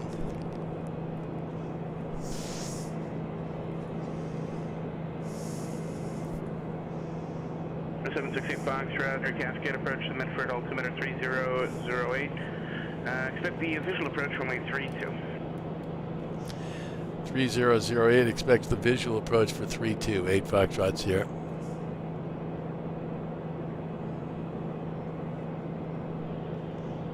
Cascade approach, quick question for you. 8 Foxtrot Sierra here. Go ahead. I'd like to fly the RNAV RNP approaches. I have a slant Golf. Am I authorized to fly that? From ATC's perspective, as long as you have a GPS or an RNP equipped aircraft, yes, but whether you meet the minimums of the approach and its requirements is up to you to determine.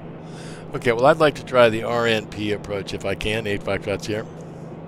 Right, Foxtrot here, Roger. Expect the RNAV RNP approach runway 32 from Sammy. Okay, I expect the RNAV RNP approach on runway 32 from Sammy. 8 Foxtrot Sierra. Perfect.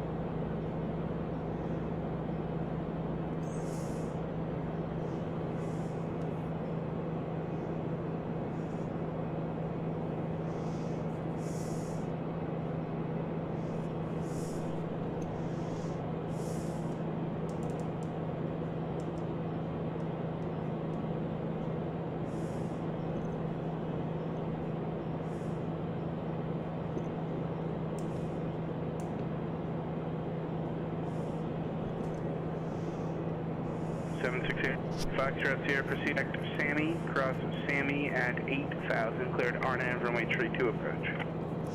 Direct Sammy, at or above 8,000, cleared for the RNAV 32 approach, 8 Foxtrot Sierra, thank you. All right, enter. For 7 Sierra Pop, cross runway 29 right at Alpha 8, join Alpha 7, Alpha parking, monitor ground.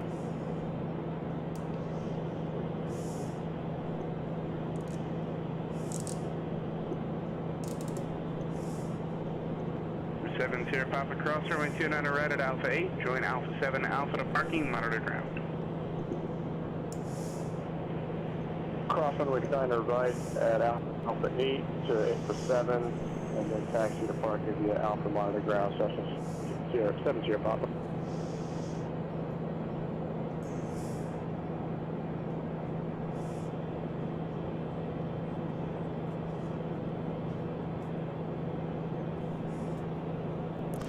Okay, let's take a look at this now. We're heading direct Sammy. I've got VPath enabled, as you can see down here. I've got VNav loaded there.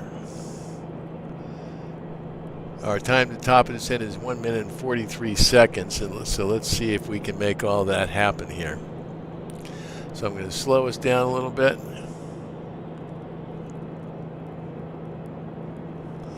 Let's get rid of OED. Route, direct Sammy.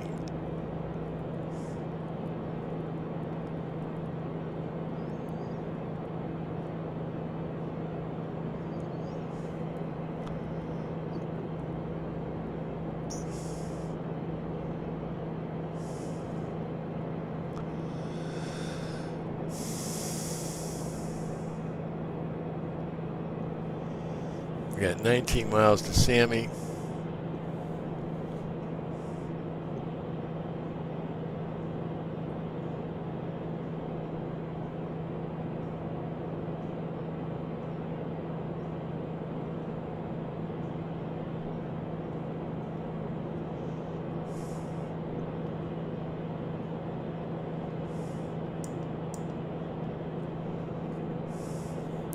Okay, let's see if this is going to start down. I've had some issues with this recently. Let's see if it's going to work.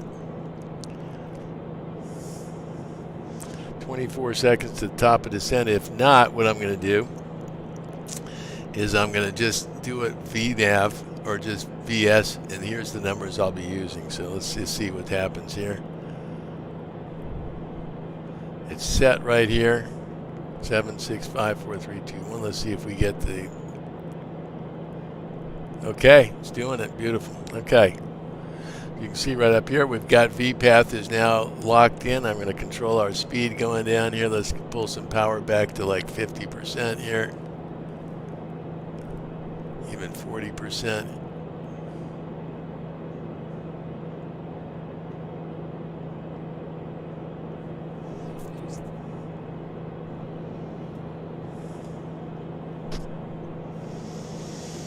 And we're cleared for the approach, he said. 980 Alpha November, Albuquerque Center Load, let me see input level 210. And we are cleared for the approach. Okay.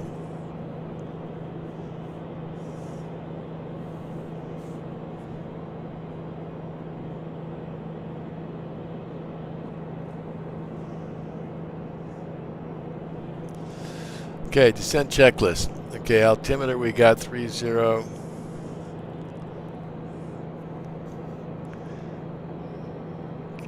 Cascade Center, Sierra 768 Foxtrot Sierra. Can you give me the altimeter again for Medford? 768 Foxtrot Sierra, Cascade approach, the Medford altimeter 3008. 3008, 8 Foxtrot Sierra, thank you. Okay, let's go get our ATIS. Condition clear. Temperature Q2, dew point 5. Altimeter 3008. Arriving and departing runway 32. Visual approaches in use. Read back all runway assignments and hold short instructions. Advise on initial contact. You have information November. Rogue Valley International.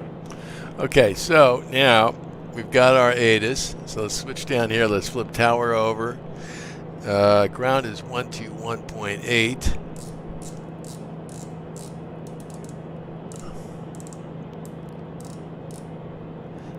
Okay, now we're all set for the ground there, and let's see how we're doing. We got our good speed going here. Our altimeter is set, cabin heat defrost, our landing light is on. We don't need pitot heat anymore. I guess we still do. Okay, fuel system is, let's switch to our fullest tank here. Left tank, back up top. Make sure we're going to leave that where it is right now. Make sure we're good. Before we got seatbelts and shoulder harness secured. Fuel is in boost, and we'll go back to the map here.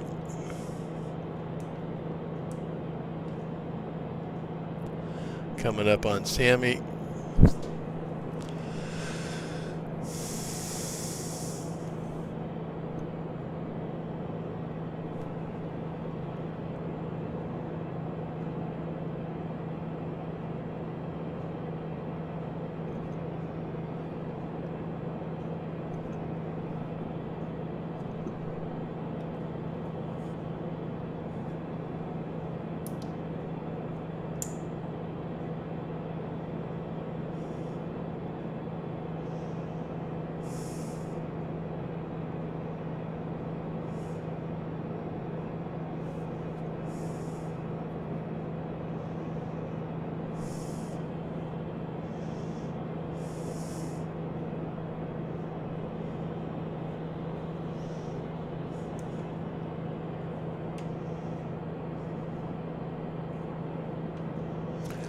Thanks for that tip here, Scott. Somebody else said, maybe it was you that mentioned it to me. I took it off and rearmed it again when I was within a minute, and it took. So I think you might be right about it. Scott Pritchett, I told you before I was thinking of getting an SR20, but I'm also considering the DA62, which does have FADEC. I've seen a DA62. A good buddy of mine, well, not a good buddy, but a person I met here on the YouTube channel, and I've since become friends with. Brand new pilot, bought a DA62. Doesn't have his private pilot license yet, and so he'll be getting that. Likely be getting his DA62 long before he can actually be legal to fly it. And it's a terrific plane, but it doesn't go any faster than the Cirrus. It does run on diesel engines, which is really cool and a lot cheaper, but it burns about as many gallons per hour between the two of them. Okay, so we're going to be starting a turn here to 111.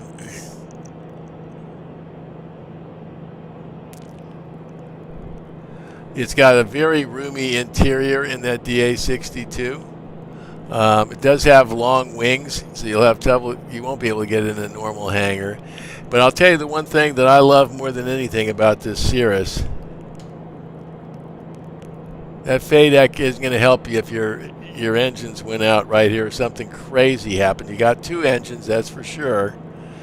But when all's said and done, that parachute just gives me a level of comfort that other planes don't give me, you know.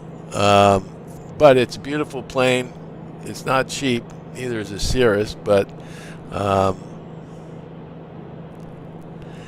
you know, hard to say. It all depends. You know, you got to love your plane. I'm sure you'll love it if you get one. You won't hate it if you get a Cirrus, I'll tell you that.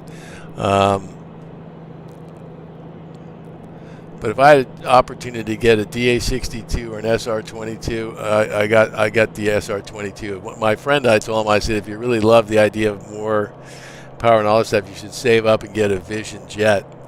Those go a lot faster. Okay, so here we are. We're heading down now on this approach here. So let me show you the iPad here.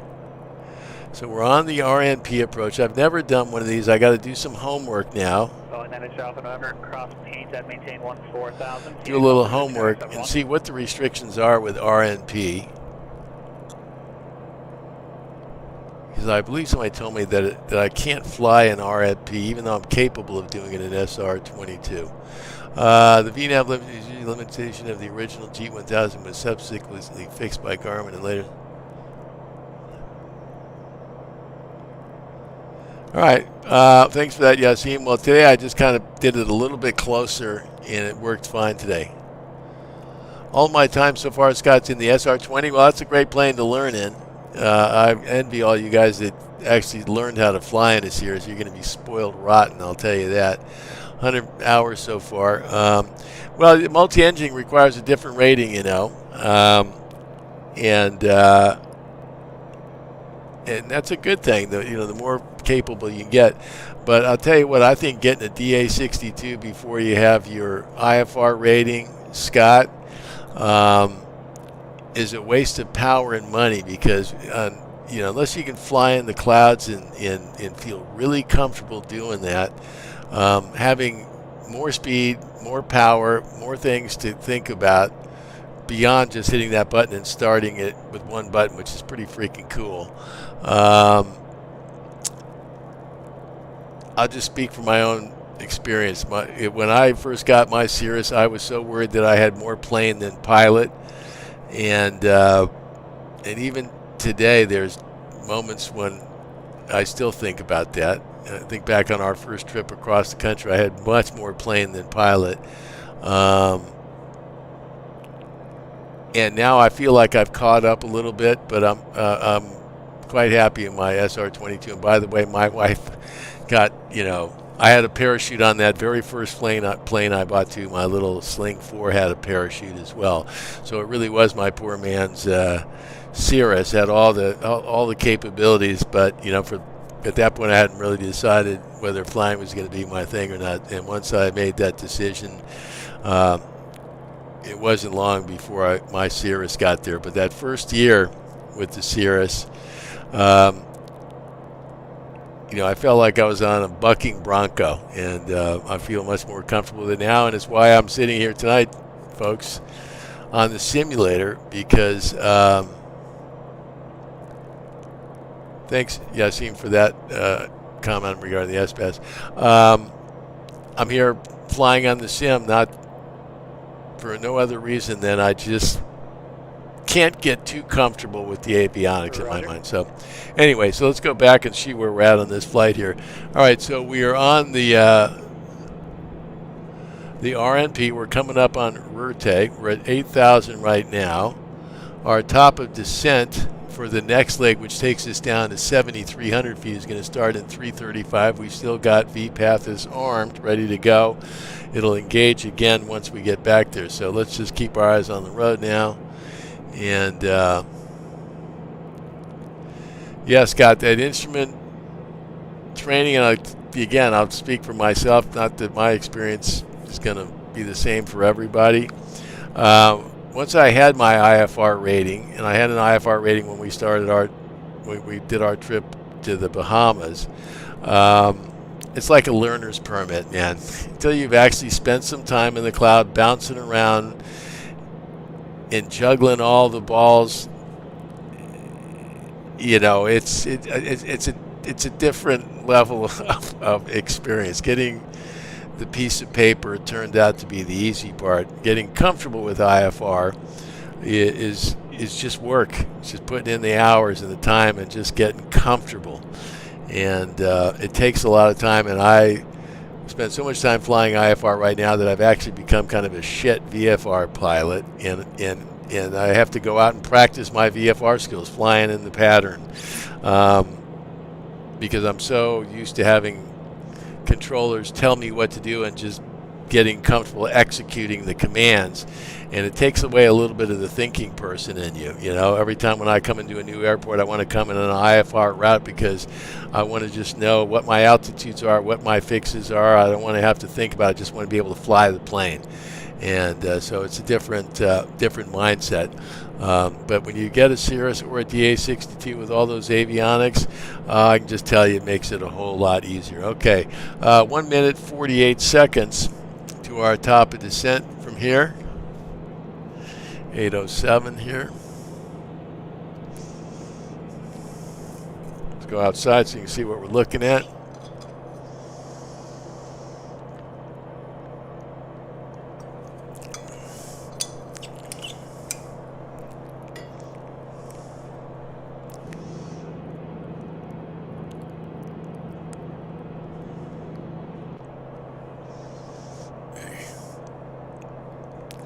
Okay, so we're going to be swinging around to the right here,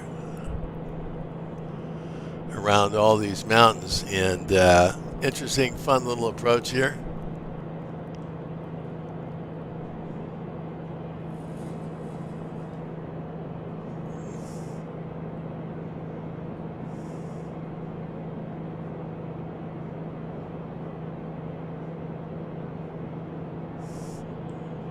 Boeing 980 Alpha November, contact Phoenix approach 128.65.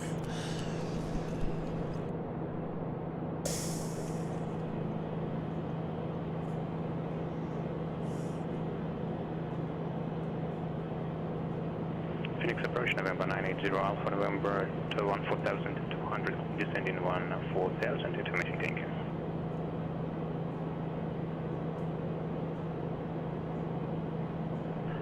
Boeing 980 Alpha Phoenix approach, the Phoenix altimeter 10R71, thank you for Tango, do you have an approach cross? Requested visual runway 26 on North Terminal 0 Alpha. I'm reading your comment there, M. Cutherman. Got beat to death under the hood. Boy, it's stressful, isn't it? I mean, what's so tough about it? Well, I'll tell you what, every time I got out from under the hood, I was spent. I had to go home and have a beer or the equivalent thereof and just chill. And but I'll tell you this, M. Cutherman, the work you put in will pay off when you actually get in the clouds and it's as real as a heart attack, and you got to put that baby on the money. And so happy to see you're up here checking out some flights here. I watched a lot of videos. I picked pilots that I thought were very meticulous. I watched a video tonight from a young kid, plain old Ben, this young English kid. He's just become a wonderful pilot. He's just so meticulous. And yeah, you ain't kidding. They get some weather down there in Texas. a lot tougher than out here in California. That's for damn sure. But I'll tell you this, Scott.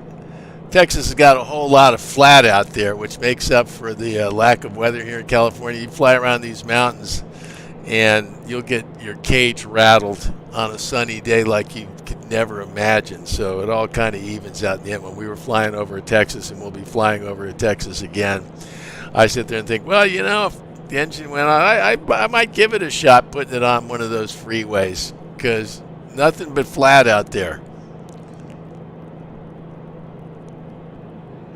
All right, let's look out that window. Okay, so where are we now? We are on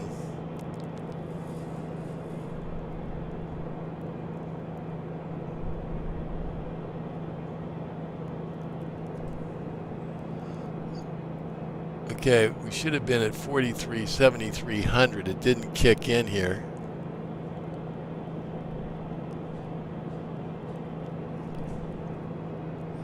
We should be going to 7,300 here.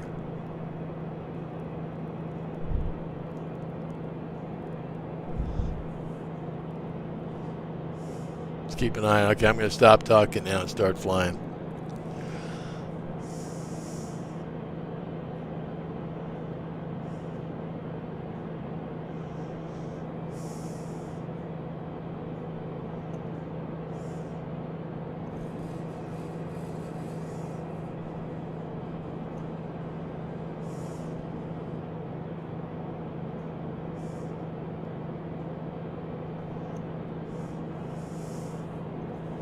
Okay, 52 seconds. Otherwise, I'm going to put it at 7,300 and move us down there. V-path is armed.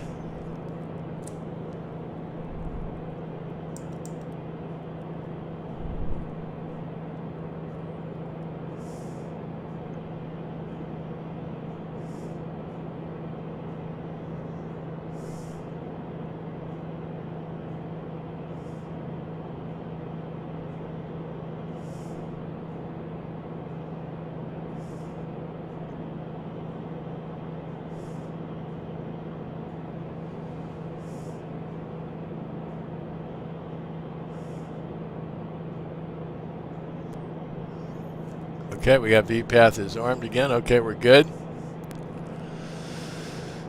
Descending to 7,300 at ZDAX or ZIDAX. Switch it. Yeah, Seema, you were wondering about differences. There's a great little feature in the Perspective Plus that's called heading sync, that once you on a GPS, it automatically brings the heading around with you all the time, so you never have to reset it. Okay, so we're on track 1.3 miles to Zydek. We went 7,300 there. 21 seconds to the bottom of descent. That's all looking good. Let's resync again here in case we've got to do this ourselves. We've got Wonig is at 227. We're on a 205.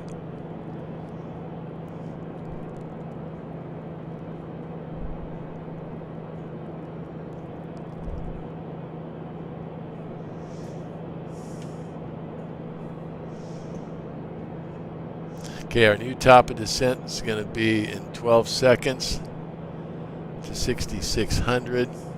Looks like we're already going to 6,600. Following on right, Alpha November, fly present heading, descend and maintain 7,000. Present heading 7,000, November 980. TBM 13 Whiskey, contact Tucson approach, 125.1. There's pun rate 5,600 we want now. Time to top descent 30 seconds.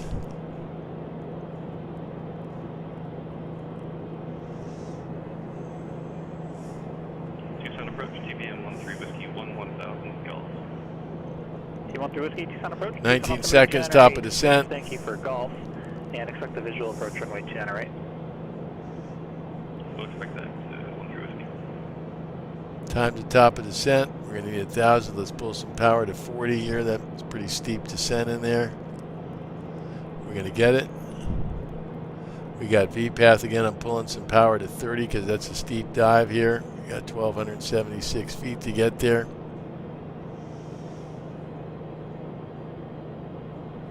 Let's flip our tank over to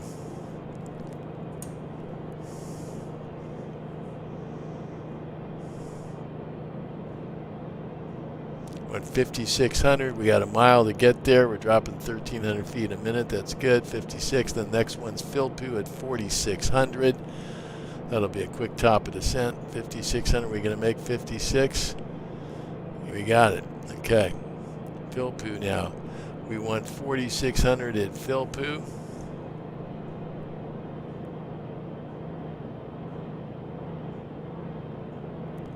Little odd thing there with okay, now we're going to go full throttle here now.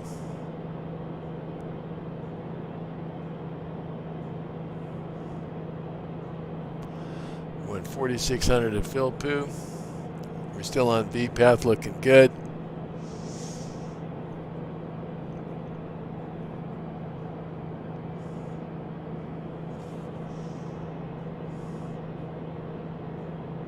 Went 4,600.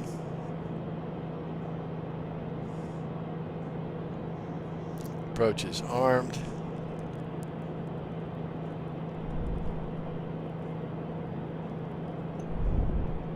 TBM 13 Whiskey, high, heading 230, vectors visual approach runway 10 on right, so to maintain 10,000.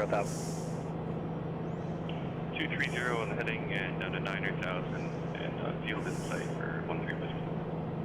TBM 13 Whiskey, thanks. Clear approach runway 29 right. Visual approach 29 right, TBM 13. Oscar 185, connect. We're going to get 4,600 there. We're going to get it at time to top of descent. So we're going to want 4,600, then we want 3,000. We got 2.8 miles to get there. Approach Alaska 185, descending out of 14.8, Hydro 1 with Tango. 3,800 is our next one. At EBOW. Alaska 185, approach. Thank you for Tango. Phoenix altimeter 271. Expect visual approach runway 25 left. Let me know if you want something different. Alaska 185, I'd like to get 26 if possible. And just a visual 26. You can expect that.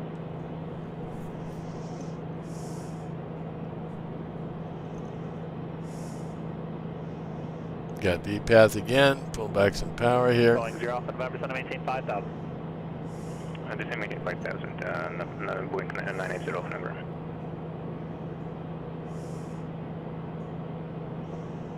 Sierra 768 Foxtrot Sierra, contact Medford Tower, 119.4. 119.4, thanks for all your help. Medford Tower, Sierra 768 Foxtrot Sierra, inbound on for runway 32 with November. Sierra 768 Foxtrot Sierra, Medford Tower, runway 32, clear to land. 32, clear to land, 8 Foxtrot Sierra, thank you.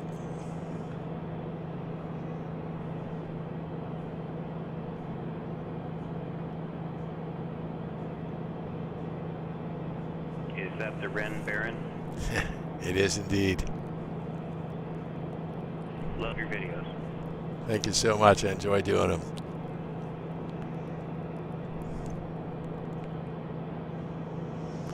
Okay.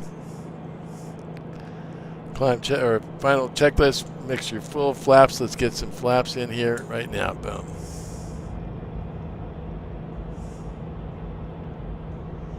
Pull back some power here.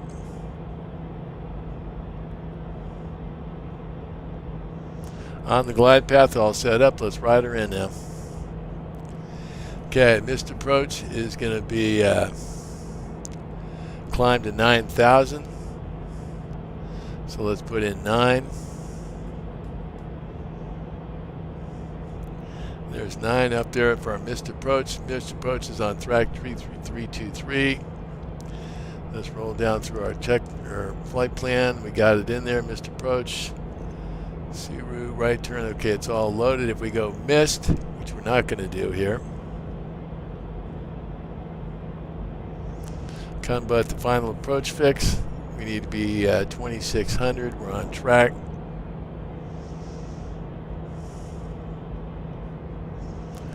If we go missed, we're going to hit the missed approach button. Full power, flaps up. Switch to nav mode. Or keep it in nav mode. Got a runway in sight, I believe. All right, we're all looking good now.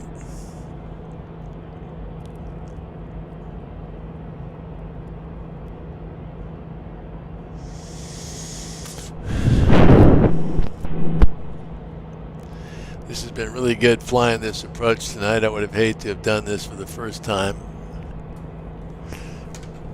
Okay, let's get situated here. Okay, we got flaps are in, everything's good. Pitot heat is off. Landing lights are on, strobes are on, nav lights are on, we're all good. We're riding that puppy, and we got good speed. We're right on track, right on the line. Heading for Kunba, which is at 2600. We're going to make 26. All good. Okay, he's going to straighten us out, put us right on the money now. All right, there's the runway in sight, continuing approach. All right, minimums are 1,610. We're 1,000 the minimums. Tucson Tower, TBM 13 Whiskey Visual, 29 right.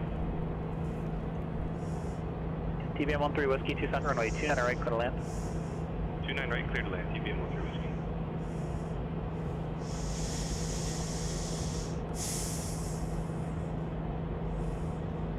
Got good speed, 800 to minimums.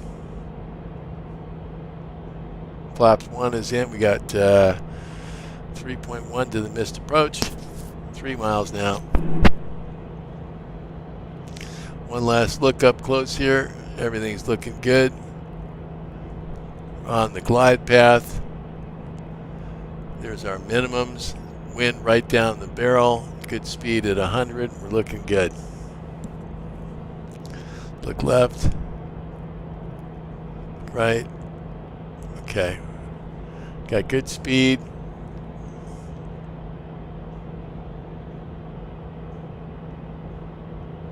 .2 to the missed approach. Boeing 0 off November, turn left heading 290, field will be 11 o'clock, 11 miles, port in sight.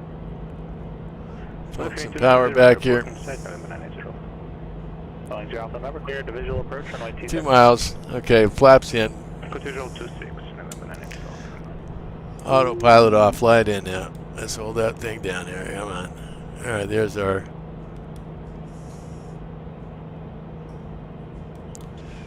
little high, that's correct. Flaps are in, we're all good. Let's get her set up on the runway here, Steve. Let's be helpful to land on the concrete here.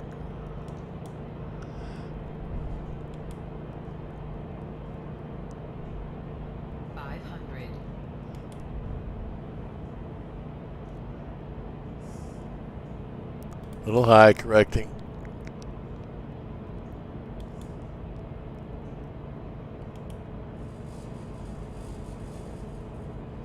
And Phoenix approach, Alaska 185 has Phoenix in sight. Alaska 185, Good speed. Roger. Long Alpha November, back to Phoenix Tower, 118.7. 118.7, November 980. Phoenix Tower, hello, November 980, Alpha November on the visual runway 26, permission continue. Following 980 Alpha November, Phoenix Tower, runway 26, clear to land. Runway 26, clear to land, November 980 Alpha November. Runway made.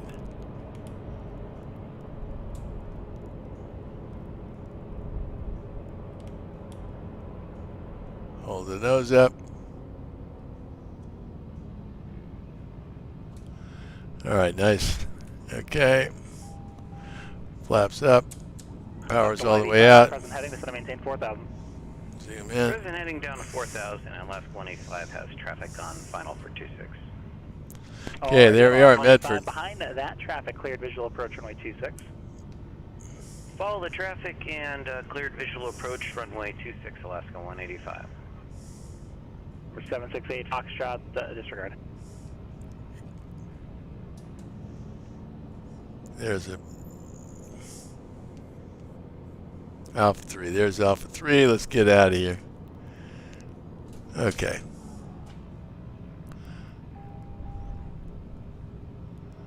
Exiting Alpha 3.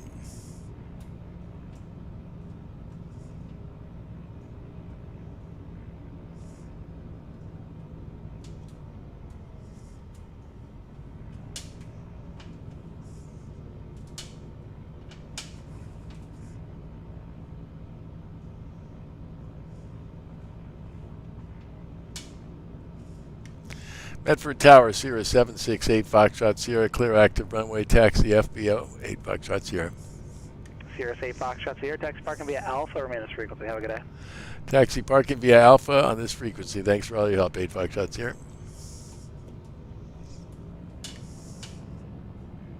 Tucson Tower, TBM 13, clear at Alpha 15 for Atlantic, please. TBM 13 Whiskey, taxi Atlantic via Alpha and Delta, monitor ground, we'll see ya. Alpha, Delta, and monitor ground. Good day. TBM Okay, so we're going down there to Jet Center.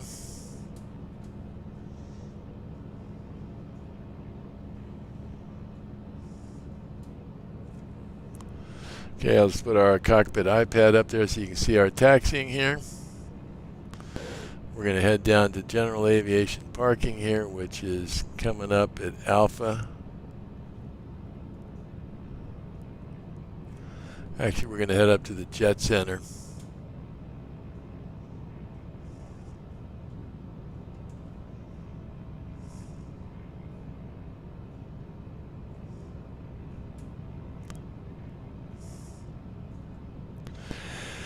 Because we'll be fueling up here. Alrighty.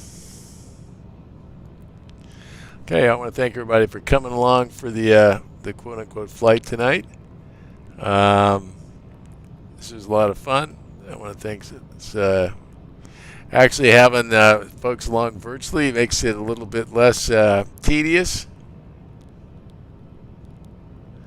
I love yapping, and you guys have been a great audience here tonight. So anyway, see the Jet Center up here on our left. We're coming up. It's on. It's like Charlie 2. We're going to get on here.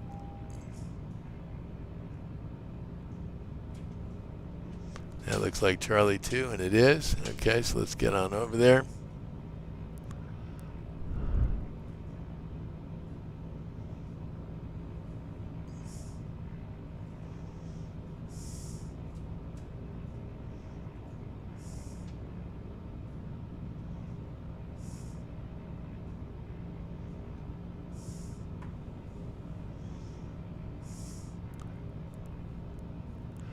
All right, gents, thanks for coming along for the ride, and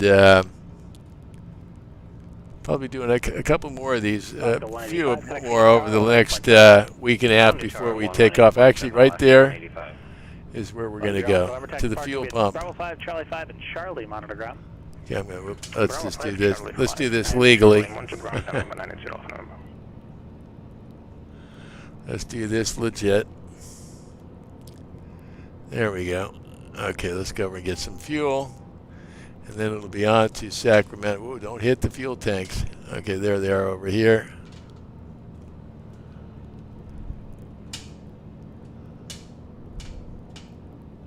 Phoenix Tower, Alaska 185, turning final, runway 26. Alaska 185, Phoenix Tower, runway 26, clear to land. Runway 26, cleared to land, Alaska 185. All right. All right, there we are. Let's go back in the cockpit here. I'm going to pull our mixture all the way back, our power all the way back. I'm going to turn off our mixture. Engine's going to stop.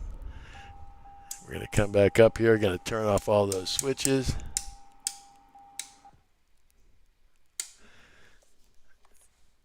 And I'm going to thank you for joining us. My name is Steve Rennie. I'm the Ren Baron. This is my Ren Baron YouTube channel. Thanks for coming along for the ride. Good night.